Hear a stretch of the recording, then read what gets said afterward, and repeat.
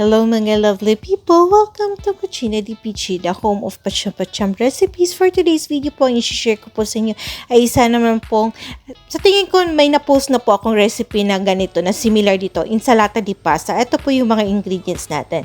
So meron po tayo dyang tuna, tapos pickled na onions, tapos yung corn, and then yung mini mozzarella, green olives at saka cherry tomatoes, and of course yung fresh chopped parsley natin.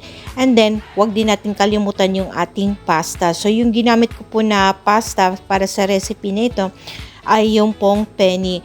Pero yung iba naman, yung mga butterfly shape, pwede rin yun. Ayan po. So na-boil ko na po yan. So mga siguro nasa around 300 grams po na pasta ang pinakuluan ko that time. Nilagyan ko na ng extra virgin olive oil at saka balsamic vinegar. Wala po kasi ako nung white condiment. Mas masarap sana yun, pero okay din naman. Masarap din naman po ang naging result. Tapos, nilagyan ko lang po ng aromat or magic sarap 1 teaspoon para po pampalasa. Tapos, hinalo-halo ko lang. Diyan ko po siya hinalo sa pot kasi para hindi po naman masyadong magdurog-durog mamaya pag nilagay ko na sa mga iba pa niyang kasama, sa mga ka-works niya. So, ayan po. After ko siyang mahalo ng mabuti, ibinuhos ko, nilagyan ko pa pala ng konting mayonnaise. Ayan po. So, para may konting creaminess lang siya. So, wag naman over. Para po hindi heavy. Ayan, so, pagkatapos kong simot-simot pa more, ayan, and then after kong haluin mabuti, ay akin ko na, talaga naman, Tagalog pa more, ay siya ko namang pong isinama na dyan sa ating ibang pang ingredients. So, ayan. So, halo-halo lang. Meron din palang red onion, chopped red onion, diba? So, patingi-tingi tayo nito. Oo, kasi natambakan na to nasa Switzerland pa ako sa content na ito. So, ngayon, nasa Maranding na ako. Ayan, so, hinahabol ko po yung mga content ko. Diyos ko, tambak ako sa content. Ayan, so, ayan po, napakasimple lang. Mix lang. And then, ready na yung ating insalata di pasta. So, parang, kumbaga, insalata meaning salad. So, ayan po. So, pwede naman po kayong maglagay pa ng kung anong ingredients na gusto nyo idagdag. Basta feeling nyo lang ay medyo match naman siya. So, parang tawag nito, parang may pagkadating din. Kumbaga dito sa atin, alam niyo yung chicken salad na na hindi naman siya matamis, 'di ba?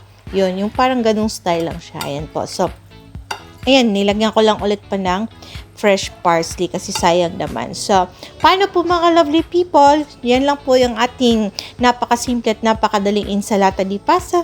Kung meron po kayong mga tanong dyan, may mga suggestion po kayo at may recommend po kayo, sulat nyo lang po sa comment section. At para po sa ating mga bagong subscribers at followers, thank you po for subscribing. Tikiman time! To Tikiman time. So, kita nyo, may mozzarella, olive, tapos yung cherry tomato, and pasta sa tikman natin kung anong result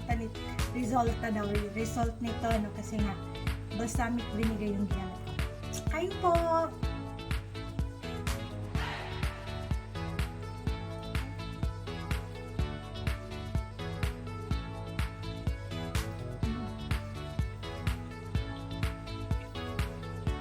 Nabubuyo.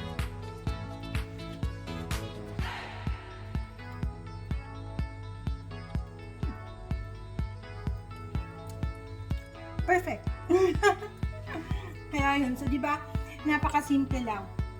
So, kayo, bahala yun. Kung gusto nyo ilagay, pwede kayong mag-saute ng shrimp, tapos instead of tuna. So, bahala na kayong mag-invento. No? Kasi ganun naman talaga. Sa pagluluto, pwede tayong mag-invento. Pwede tayong magpa-champa-champ. At pagka na-champahan, okay, ayun. So, sana po ay meron na naman po kayong natutunan panibagong pa-champa-champ recipe. And kung meron po kayong mga tanong dyan, yung mga suggestion po kayo, mag-comment lang po kayo. And thank you po sa ating mga bagong followers dyan. And hanggang sa susunod po, dito lang sa Cucina di Pichi. Thank you for watching. Enjoy cooking. God bless. Keep safe. Ciao, ciao!